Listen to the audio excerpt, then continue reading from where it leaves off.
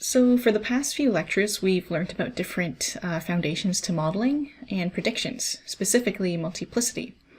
And we looked at multiplicity in various different ways, and we can now finally apply that knowledge to proteins. So this entire unit is split into two chapters. First, we have to talk about protein structure and function with some mathematical modeling near the end.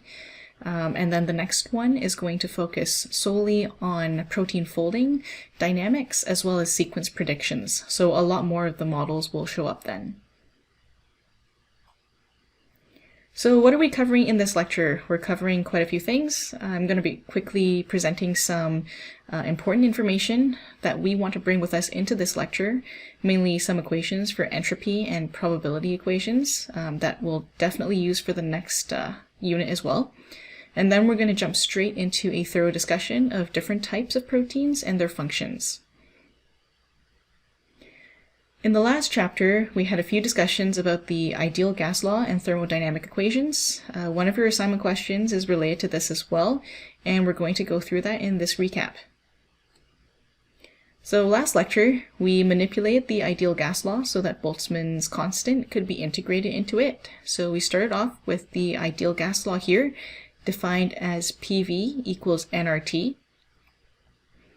And then we ended up with this equation, PV equals N kBT. But what's most important is that we can simplify the ideal gas equation for particular processes, specifically thermodynamic processes, where a system moves from state 1 to state 2. So when we talk about basic thermodynamic processes, we define them such that one of the gas properties, either PV, T for temperature, S or H, enthalpy, is constant throughout the whole process. And then you get different types of processes. So what kind of thermodynamic properties did we look at last time? We looked at enthalpy, defined as the energy needed to create a system, so internal energy, plus the work needed to make room for it. So in order to make room for the system, we have to displace an environment and establish volume and pressure. So if we assume constant pressure, we can factor out the P, and we get W equals PV, and thus our equation for enthalpy. Then we had Helmholtz free energy, which essentially determines the useful work that can be obtained from a thermodynamic system. So that's represented by F. And then we had Gibbs free energy, represented by G, and that usually tells us the maximum amount of work that can be extracted from a closed thermodynamic system. And at the end of all this, we ended up with a table that allows us to derive each of the equations for internal energy, free energies, and enthalpy. So keep in mind that these are called the thermodynamic potential equations, which are scalar quantities used to represent the thermodynamic state of a system. So you have these three equations summarized here. And now on to the assignment question. So when we look at chemical reactions of any system, or any system, we know that it has n number of particles. With this, means that there has to be some chemical potential as well on top of the thermodynamic potential. So we introduce something called chemical work, which we've defined here. It's actually mu n, where n is the number of particles, and mu is the chemical potential, or the work required to add each particle to the system. So if we have n number of particles, it means that we'd have different chemical potentials for each n particle, depending on what kind of particle we're looking at. So that means it's important that we take the derivative of internal energy to describe small changes in energy taking place, as well as accounting for all the small changes due to different chemical potentials. So it's useful to use differentials, so taking the derivative of each of these terms, and create what's called fundamental equations from the thermodynamic equations we had presented before. So looking at internal energy U, so this example, we know that U is equal to Ts minus PV from our previous lecture, but with chemical work we have to introduce mu n. So that means the equation would be U equals to Ts minus PV plus mu n. And if we take the differential form, we get du is equal to T, temperature, which is constant, which we can factor out. We get the differential of entropy minus P, constant, which we can factor out, dV for a change in volume, plus mu. The chemical potential doesn't change for each particle, but the number of particles does. So we actually have to take mu dN. Just keep in mind here that the chemical potential term is that I've presented here is just for one type of particle. If you have various types of particles, then you would have to take the summation of all types of particles. So usually this term is the summation from I to n of mu dN for all different types of particles. So now we can have different derived formulas for change in enthalpy, change in free energy, and change in Gibbs free energy. So you get these different fundamental equations. So for your assignment, you're going to have to work on explaining and deriving each of these terms from the actual thermodynamic equation, and then getting all of these. As an extension, we can actually derive partial derivative formulas for each one of these as well, and it makes calculating the values for these thermodynamic properties at non-standard temperatures and pressures a lot easier than if you were to start from scratch.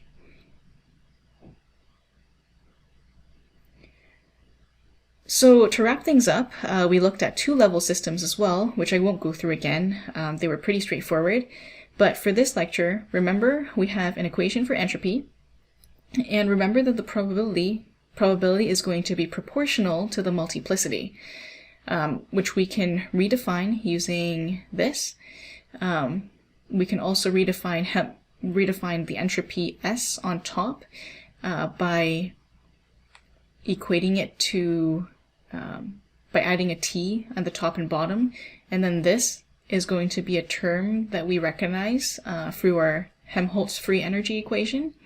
So if we simplify that and take the internal energy as 0, we can set probability equal to e to the power of negative f over kBt. So just keep in mind this probability equation only occurs when the internal energy is 0. We presented a more detailed equation if the internal energy is not 0 in the previous class, but this represents a direct connection between probability and the minimum free energy state. So let's move on to proteins. Let's start with a discussion about proteins and their functions. This is a fairly biological discussion, so near the end we're going to start introducing some ways to model these proteins, but we won't really get into a good discussion until the next chapter.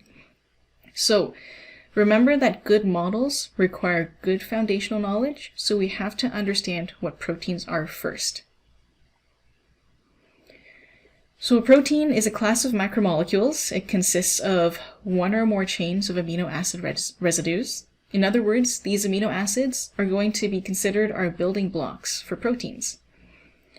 Proteins can perform many different functions, which we'll go through soon, but what we'll be focusing on after are protein sequences, and these sequences will help determine a protein's 3D structure, and in turn, their function.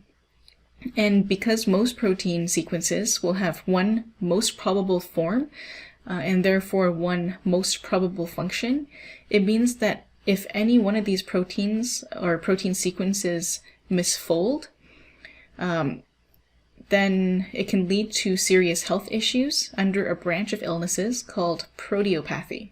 So some examples of proteopathic illnesses are Alzheimer's disease and Parkinson's disease. So let's go through some of the different types of proteins, their functions, and some examples of each. So keep in mind the next few slides, very biological based, and in this class there won't be a lot of memory work involved, but you will have to know which types of proteins fall under which categories. So the first type of protein we want to go through are enzymes. You've probably heard of these before, and there's actually an entire unit, so a couple of chapters just dedicated to enzymes for chemical reactions and enzyme kinetics. So enzymes, they catalyze the breakage or formation of covalent bonds. Living cells have thousands of different enzymes, and each one focuses on speeding up different reactions. So some of the popular ones that you might have heard of before, there's tryptophan synthetase, which makes the amino acid tryptophan. You have pepsin, which helps to speed up the degradation of dietary proteins in your stomach. There's DNA polymerase, which copies DNA. That one you must have studied in Bio 308 or any genetics course. You have protein kinase, which adds a phosphate group to a protein molecule. These are all types of enzymes that help catalyze particular reactions. Next, we have structural proteins. They provide mechanical support to cells and tissues. There's collagen and elastin. These are common constituents of the extracellular matrix, so outside of the cell, and they form fibers in tendons and ligaments. You've got tubulin. It forms long, stiff microtubules inside the cell. You also have actin, which forms filaments that underlie and support the plasma membrane, which are from inside the cell. You also have alpha-keratin, which forms fibers that reinforce epithelials. So that would be, for example, in humans, our hair, and also for animals, those that have horns. So next we have transport proteins. Transport proteins carry small molecules or ions. So,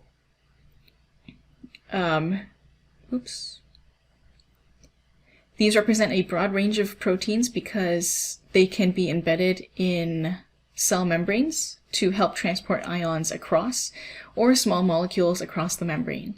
So some examples are serum albumin, which carries lipids. You've got hemoglobin, which carries oxygen.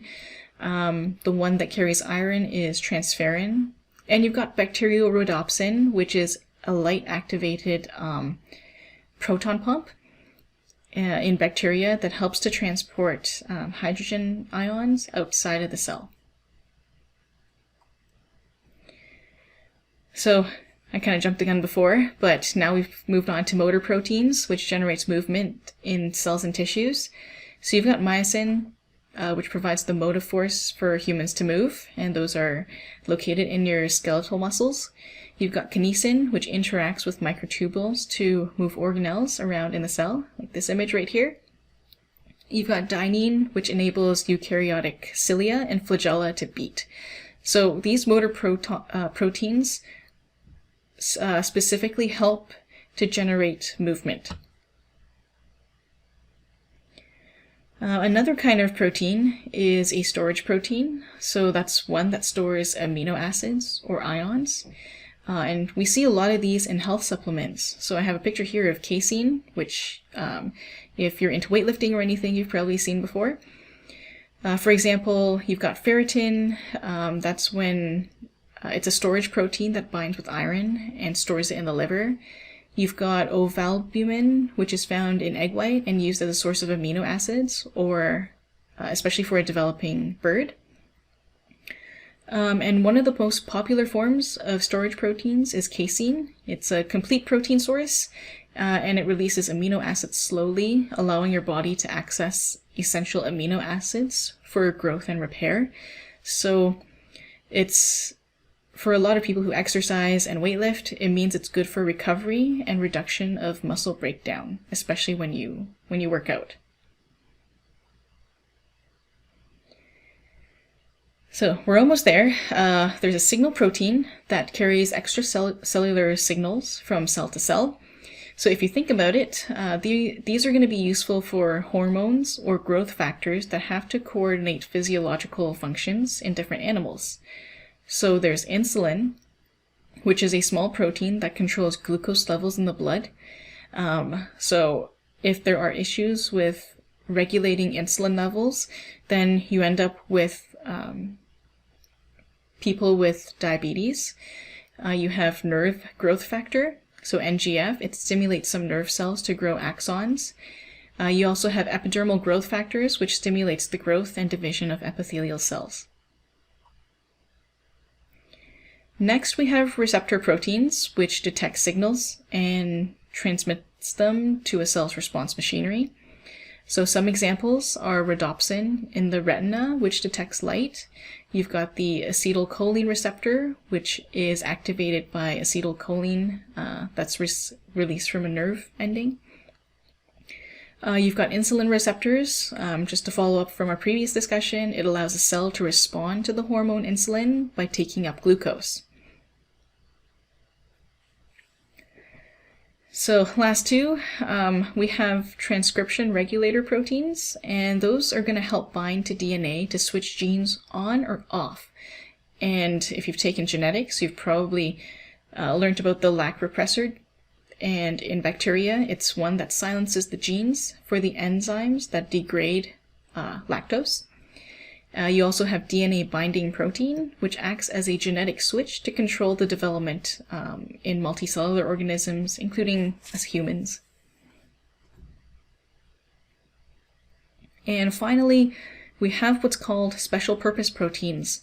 These don't really fall into other categories and are unique in their own way. In fact, they're highly variable in nature and found only in organisms that need them for a special purpose. So some of the unique examples are anti-freeze proteins. So especially in fishes that are in the Arctic or Antarctic regions, they protect their blood against freezing, which is pretty cool. You have green fluorescent proteins that are present in jellyfish because they can emit green light. You've got monellin, which is a protein found in African plants with a sweet taste. And you also have glue proteins, which allow mussels to stick to rocks in seawater. So these are just different types of proteins that are specific to different animals and different living things so that they can perform tasks specific to what they need. So now, what is the common link between all of these different types of proteins we just covered? And it's their building blocks, so amino acids. Basically, through this course, we're going to take a look at each one of these minus sugars, and we're going to start with amino acids. So essentially, we should be able to model each of these proteins by A, understanding the differences between and the properties of amino acids that make up these proteins, and B, how these amino acids might interact with each other. Once we know that, we can come up with different types of models to represent different types of interactions. So if we're interested in electrostatics, we'll probably use an electrostatic model. If we're interested in favorable versus unfavorable interactions, we can simplify or dumb it down to just two different possibilities of reactions. So in other words, in a lot of the cases we're going to look at, whether it's for proteins or lipids or nucleic acids, we want to focus on favorable versus unfavorable interactions. And this entire unit and the next one will be solely based on modeling proteins with amino acids and their interactions in different ways. So in general, we model amino acids within proteins as circles or spheres, which is why I'm presenting this picture here. So when we're looking at modeling proteins, we draw one circle for each amino acid and one line to connect them in the order of their sequences. And once we go into modeling, we'll represent interactions with dotted lines. So let's now take a closer look at the individual amino acid. When we take a look at protein sequences, they're made up of amino acids. So there are actually a total of 20 different amino acids that are used to assemble proteins, and each one has a unique and different chemical property. So in general, we can represent an amino acid like this, since they all share this base. So there's a central carbon atom called the alpha carbon, and keep in mind this alpha carbon has single bonds to a hydrogen. a single bond to the carboxyl group, and a single bond to the amino group, and most importantly, a single bond to a side chain. And this R represents an R group, or the side chains that's unique to each amino acid. The rest of these three are the same for each one. The other important thing to note is that when we form a string of amino acids, they're going to be connected together through peptide bonds. And it's important to note that these two single bonds are going to allow free spinning around the alpha carbon, which allows for many different configurations of proteins while we're folding. So at the end of this, we're going to present a really basic model for representing protein folding in terms of just looking at the sequence, and then in the next lecture, we'll look at 3D protein folding. So I wanted to mention that different amino acids are going to be connected and linked together by covalent peptide bonds, which we'll cover in a bit. And right now we just want to focus more on the different types of amino acids or different types of R groups. So one of the main ways to categorize amino acids would be separating them into polar and non-polar amino acids, just to keep things simple. So at any neutral pH of 7, the amino group here and the carboxyl group will be ionized. The amino group will take on a positive charge, and the carboxyl group will take on a negative charge. So that allows us to easily determine an amino acid's polarity. For polar amino acids, we can break them down into 3 further categories: acidic for negatively charged side chains, basic for positively charged side chains, and uncharged polar for no ionization of the amino and carboxyl groups. So here's a table of the different amino acids and the polarity groups they're a part of. Just by looking at this and all the models we've talked about before, wouldn't it be great to just model amino acids by polarity? So just 2 groups, like A or B. Looking at this chart as well, is there another way to categorize them? And the answer is yes. There are different colors on this chart, so we can separate the polar and the polar amino acids even further, like I've mentioned before. Especially, you would want to do this if you're looking at more detailed or complicated models that require greater separation. So let's take a closer look at these individual amino acids. And I'll say now that you'll never have to memorize these for this course, especially because everything is open book and online. But you will have to understand their differences and be able to apply them, especially for assignments or possibly bonus lectures. So the first family are polar amino acids with acidic side chains. And what does this mean? It means that their side chain here will be negatively charged at a neutral pH. The only ones that satisfy this are aspartic acid and glutamic acid.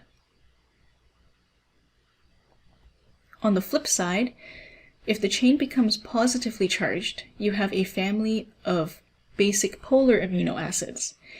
And one thing to note here is that the more stable a positive charge, the more basic the amino acid becomes. So amino acids in this family are lysine, arginine, and histidine. The last option for our polar amino acids are those with uncharged side chains like these ones. Even though they aren't ionized, they're still polar due to uneven charge distributions and the presence of other polar groups. So these would be asparagine, glutamine, you've got serine, threonine, and tyrosine.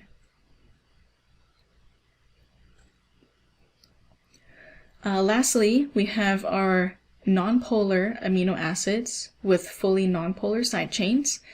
There's a whole bunch of them. So you've got alanine, valine, proline, phenylalanine, leucine, isoleucine, methionine, tryptophan, glycine, and cysteine. So specifically with cysteine, I want to bring to your attention that there is the presence of sulfur, S, in the R group for cysteine. So if you put 2 cysteines together, then it's highly possible that a disulfide bond can form between two cysteine side chains. So this disulfide bond is represented in red over here. So that pretty much sums it up for all of our discussions about amino acids separately. Now we want to start combining them together and seeing how they interact with each other. So we are going to go through peptide bonds and some details about amide planes and bond angles. And we want to first start with peptide bonds. So we kind of touched on it in the last few slides, but we want to go through it in a bit more detail here.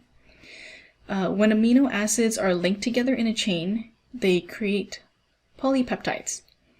And different proteins will have different amino acid sequences. Short ones that are less than 50 amino acids are usually called peptides, while longer polymer chains are generalized as proteins. So that's just a general term to use. You don't have to, but in general you have peptides for smaller polypeptide chains and proteins for really big ones. When you're writing out a protein sequence, it's always written with the N terminus on the left, where the amino group is, and the C terminus on the right for the carboxyl group. So how are these peptide bonds made? A peptide bond is created when a carboxyl group shares electrons with an adjacent amino group. So like this, you've got the carboxyl group and the amino group coming together. It goes through a condensation reaction and releases a hydrogen molecule, and then this peptide bond forms between the two of them. So this peptide bond here forms what's called an amide plane. And it's important to note that this pink highlight is what we're going to use for our first model later on for modeling the different types of bond angles for a sequence. So keep in mind, these two C's here are called alpha carbons, and for each alpha carbon on each side, you've got free rotation around each. So let's take a look at some other representations of this peptide bond. These images pretty much cover the same thing, but offer a different representation of how two amino acids are going to come together to form a dipeptide. So once again, we can represent the carboxyl and amino group like this. We can represent the R groups as circles, and then it goes through a condensation reaction, forms a peptide bond. You have this so I'm basically presenting this because we will be modeling protein sequences using circles at some point in the next lecture versus the actual chemical makeup of the sequence. So I just wanted to let you know that we will be moving on to more three-dimensional structures in the future. But we're still in the 2D world, so when we add more and more amino acids together, we get this polypeptide backbone in gray, and side chains in different colors. So when we take a closer look at the backbone, you'll notice that they're represented or highlighted by squares, and they're different squares than before. You have peptide bonds, and I want the square to actually represent the peptide bond, so I can represent it or model it as an amide plane. And we now want to take a look at peptide bond angles, and that means we have to look at the free rotation around the alpha carbon. So these have been blocked out for different amino acids, but now I want to put blocks around the peptide bonds so that I can represent each of those as amide planes that are sturdy. Now, try not to get confused with this, but the squares from before simply highlighted each amino acid like I said. I now want to use squares or rectangles to represent an amide plane. So an amide plane represents one peptide bond in the center. And we know that peptide bonds have to be planar and they have to lie on a plane, so therefore that's why we call this an amide plane. This means that it's the center of the amino acid that's outside of the plane, which is the alpha carbon. So this alpha carbon here, represented by C alpha, because it has hydrogen on one side and the R group on the other side, it means that the two amide planes are going to be free to rotate around the alpha carbon. Since we always write down proteins from N terminus to C terminus, the N-bounded alpha carbon, so this one, is represented by a bond angle phi, and then the C-bounded alpha carbon on the right has a bond angle of psi. So just remember those two are separate. Phi will always represent the N terminus, and psi will always represent the C terminus. So what is important about this? It means that there has to be rotation around the alpha carbons, and this allows for many different types of configurations for polypeptide chains. And a lot of molecular dynamics simulations actually are based on this. So I'm pretty sure our next questions are going to be, number one, how do I know which configuration is correct? And number two, are there any preferred bond angles that we need to know about?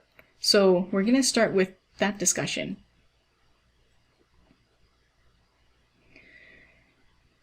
When we look at bond angles, we're given values from negative to positive 180 degrees. So going back to the image here, if I'm looking at a sequence of amino acids, for every single alpha carbon, so there's one here and one here, you have endless number of possibilities, not really endless, but you have 360 degrees of possibilities for each one of these phi and psi angles, and another set of phi and psi angles over here. So that means we're going to have to take a look at what kind of interactions are not favorable for certain bond angles. And just looking at this image here, it's written so that actually the N terminus is here and it goes back towards the C terminus. So in general, there are two easy ways of categorizing bond angles. Basically, are the R groups on the same side or are they on the opposite side? And if they're on the same side, we call them cis configurations. If they're on different sides, we call them trans configurations. So by looking at these two images, it's pretty obvious here that there's some sort of interaction between the two R groups in the cis configuration. So this could be a favorable or an unfavorable reaction. We don't know until we analyze the R groups. And it doesn't always mean that this is not preferred. So we have to analyze different types of amino acid R groups in different trans or cis configurations in order to know what bond angles are preferred. But in general, unfavorable interactions are the ones that we want to reduce. So we have to be careful of steric collisions between different amino acid side chains. Depending on how your R group is structured and its polarity for each amino acid, we have to consider any steric collision as an unfavorable interaction. So basically, each steric collision gets 1 point for unfavorability. And therefore, the more unfavorable interactions you have, the less likely that this configuration is going to occur. So when you're going through molecular dynamic simulations, you can model an entire chain of amino acids with different types of interactions. So the next question is, how can we determine which one is the best? And we are going to now introduce something called the Ramachandran plot. So this is a plot that presents observed pairs of phi and psi angles. So we can use this plot to see which configurations are going to be more favorable. An interesting thing about these plots is that the computer models were used to create them. So Ramachandran, a famous researcher, he used computer models of small polypeptides to systematically vary phi and psi to find stable conformations. So through his simulations, basically ran through all the possible phi and psi bond angles to see if any favorable interactions occurred. The more favorable or more stable the configuration, the darker the point. So, in terms of how it worked, for each conformation, Ramachandran used modeling analysis to determine close contact between atoms, and each atom was treated as a hard sphere. So different phi and psi angles would cause these spheres for the different R groups to either collide or not. And wherever you see white on the Ramachandran plot, it means that it's completely unfavorable and not even possible, because that means that the two R groups or the two spheres have merged in with one another, which is not possible. So if you see white, it means that the two R groups have moved into each other and therefore completely unlikely and disfavored. So looking at this particular Ramachandran plot, the areas that are darker, which are here and here, represent areas with less steric interactions and therefore are the most likely.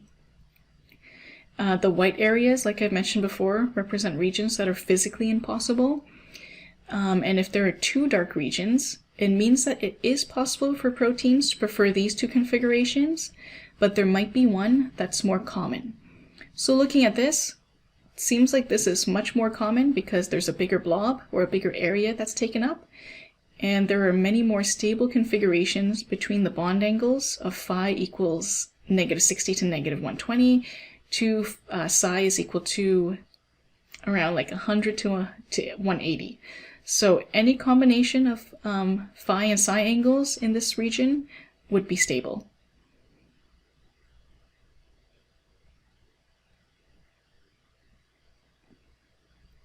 So we're not quite done with angles yet because we're interested in modeling. So let's go through an example of how we can model bond angles. So if we want to model some proteins with amino acids and planar peptide bonds, it would be good to consider the polypeptide backbone as your axis of rotation. So we usually represent that with a dotted red line. And when we want to determine models in a peptide, we really don't want to look at 360 degrees of possibilities. So we have to figure out a way to try and simplify this.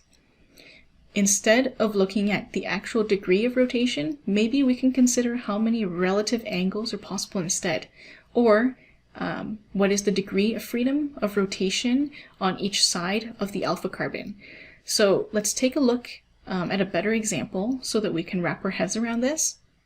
And like I said, this is supposed to oversimplify the protein sequence in terms of modeling bond angles. So we want to see how many angles can be made for each alpha carbon below. So the alpha carbon is going to be in the center here, and you've got the amide plane represented by the green squares. So your alpha carbon, there's going to be an axis of rotation here and here, and then this alpha carbon has an axis of rotation here and here. And essentially, when we take a look at this, there's only two possibilities for the alpha carbon. We can twist the amide plane on the left freely, or twist the amide plane on the right freely.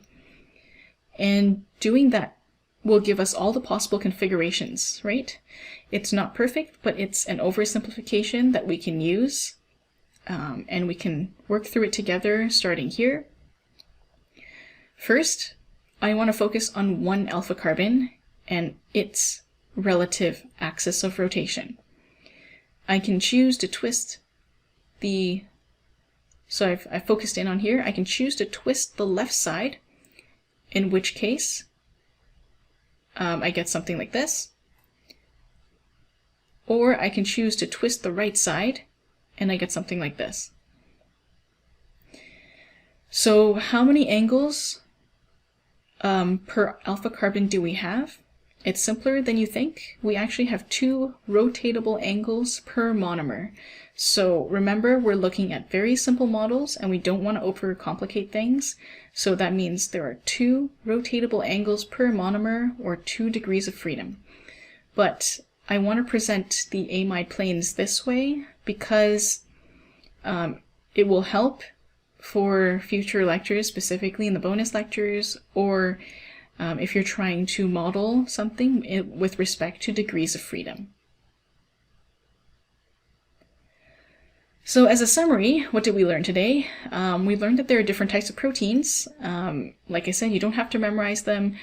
You would just have to know that there are various classes of proteins, be able to categorize those proteins if I give you their functions. And we can use amino acids as building blocks for proteins. And when we do that, we can characterize amino acids into polar and non-polar amino acids, and they can be connected together by peptide bonds. When they're connected by peptide bonds, they create bond angles, which allows for many different configurations of polypeptide chains. And the probability of 2 amide planes connected to an alpha carbon at different bond angles, phi and psi, can be represented by a Ramachandran plot. So this is a general summary of the lecture. We are going to go through a lot more modeling in the next lecture. So just make sure you understand all of the different types of interactions from this lecture before moving on to the next one, because it assumes that you already know all of this.